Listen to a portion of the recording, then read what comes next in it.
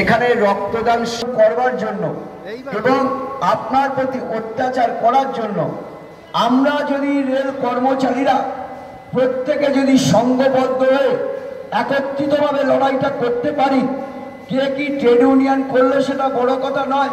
কেউ ইয়ারএমসি করতে পারেন, কেউ ইয়ারএমও করতে পারেন, কেউ ইয়ারটিএমসি করতে পারেন, কেউ মজদুর ইউনিয়ন করতে পারেন, তাতে কোনো আপত্তি নেই।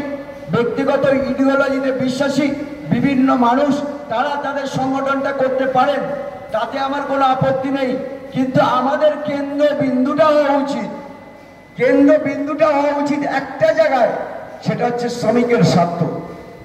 আর ওই শ্রমিকের স্বার্থ পরিপূরণ করবার জন্য যে সংঘবদ্ধতাটা দরকার, ক্রমশ কিন্তু সেই সংঘবদ্ধতাটা আস্তে আস্তে ক্ষয়িষ্ণুর দিকে যাচ্ছে।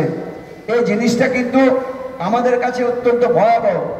ভারতবর্ষের বুকে কেবলমাত্র 10টা বছর ধরে হিন্দু মুসলমান করে কেটে গেল, কিন্তু আমরা যদি মনে করি যে আমি একজন হিন্দু, তাহলে অবশ্যই বলবো যে এটা আমার পরিচয় নয়।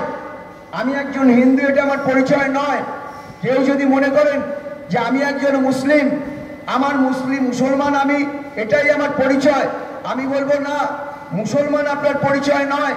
কেউ যদি বলেন যে আমি খ্রিস্টান, খ্রিস্ট ধর্মেই আমার একমাত্র অবলম্বন এবং আমি নিজেকে খ্রিস্টান মনে করি, আমি মনে করব যে আপনি কখনোই খ্রিস্টান নয়। কেউ যদি মনে করেন জৈন, আমি বলবো না, আপনার পরিচয় হিন্দু বা মুসলমান বা খ্রিস্টান বা জৈন প্রথমে হতে পারে না। আপনার প্রথম পরিচয় সেটা হচ্ছে আপনি একজন শ্রমিক এবং আপনার ঘামে ভেজা রক্তে এই সমাজ, এই সভ্যতার সৃষ্টি হয়েছে, আধুনিক সমাজ সৃষ্টি হয়েছে। এই ছেলেটি আজকে এই মাইক্রোফোন চালাচ্ছে, এই মাইক্রোফোনটা কাজ করছে একজন শ্রমিক। আপনারা যার প্রত্যেকে আছেন প্রত্যেকেই হচ্ছে এক একজন শ্রমিক। আর এই শ্রমিকই তৈরি করছে নতুন আধুনিকীকরণ, শ্রমিক তৈরি করছে নতুন সভ্যতা। রেলের কর্মচারী যে সমস্ত শ্রমিক ভাইরা রয়েছেন, তারাই আজকে বন্দে ভারত কিংবা বিভিন্ন রকম গাড়ি 130 kmph যারা দূর থেকে দূরান্তরে চলে যাচ্ছে, সকল সেফটির মধ্য দিয়ে তারা কাজ করে রেলের উন্নয়ন ঘটাচ্ছে, রেলের পরিকল্পনা ঘটাচ্ছে। কাজেই আমার পরিচয় হিন্দু নয়, আমার পরিচয় মুসলমান নয়, আমার পরিচয় খ্রিস্টান নয়, আমার পরিচয় জৈন নয়, আমার প্রথম পরিচয় আমি একজন শ্রমিক। আর সেই শ্রমিক যখন সংঘবদ্ধ হয়, সেই সংঘবদ্ধতার লড়াইয়ে কিন্তু শ্রমিককে কেউ আটকাতে পারে না, যেটার আজকে বড়ই অভাব আমাদের এই রেলের ট্রেড ইউনিয়ন পলিটিক্সে। আমরা ক্রমশ মে ডেকে ভুলতে বসেছি, মে ডে শহীদদের ভুলতে বসেছি। 8 ঘন্টার কাজের দাবিতে যে আন্দোলন হয়েছিল আমেরিকার চিকাগোর হে মার্কেটের সামনে, আমরা সেইটা ভুলতে বসেছি।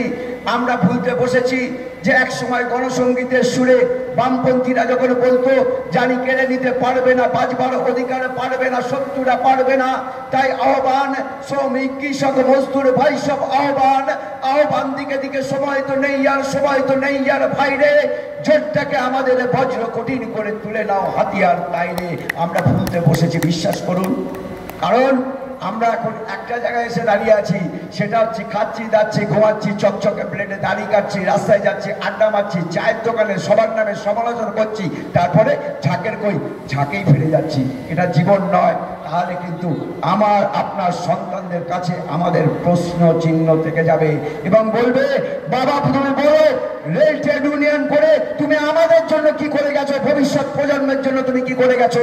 এই কৈফিয়তটা কিন্তু আমার আপনার প্রত্যেককে দিতে হবে, সে আমরা যে পার্টিটাই করি না কেন। আমি যদি ইয়ারএমসি করি, আমি যদি ইয়ারটিএমসি করি, আমি যদি ইয়ারএমও করি, আমি যদি মজদুর কমিউনিস্ট করি, প্রত্যেকের পরিবারের সন্তানদের কাছে আমাদের কৈফিয়ত দিতে হবে যে তুমি ট্রেড ইউনিয়নে যে সময়টা দিয়েছো, সেই সময়ের হোয়াট ইজ দ্য ইউটিলাইজেশন, তার সদ্ব্যবহার কোথায়, তার সদ্গতি কোথায়।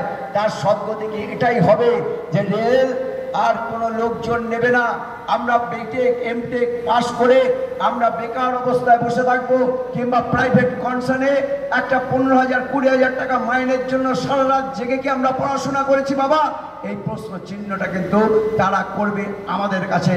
তাই আবারও বলছি, আসুন এই ব্লাড ডোনেশনের একটা মহতি যে অনুষ্ঠানে এই প্রচণ্ড তাপদাহকে উপেক্ষা করেও 118 জন এখনো পর্যন্ত রক্ত দিয়েছেন, সেই যে একটা সদর্থক একটা চিহ্ন আমাদের কাছে রেখে গেলেন, তারই সাথে তাল মিলিয়ে আমরাও আসুন সংঘবদ্ধ হয়ে একত্রিতভাবে সবাই মিলে আমরা একটা নতুন আলোর বাতাবরণ তৈরি করি।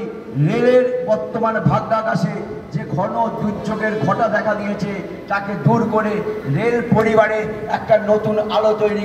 আমার বক্তব্যে যদি কেউ ক্ষুণ্ণ হয়ে থাকেন তার প্রতি আমি ক্ষমা প্রার্থনা করে আবারও বলছি, আসুন সংঘবদ্ধ লড়াইয়ে আমরা একত্রিত হই।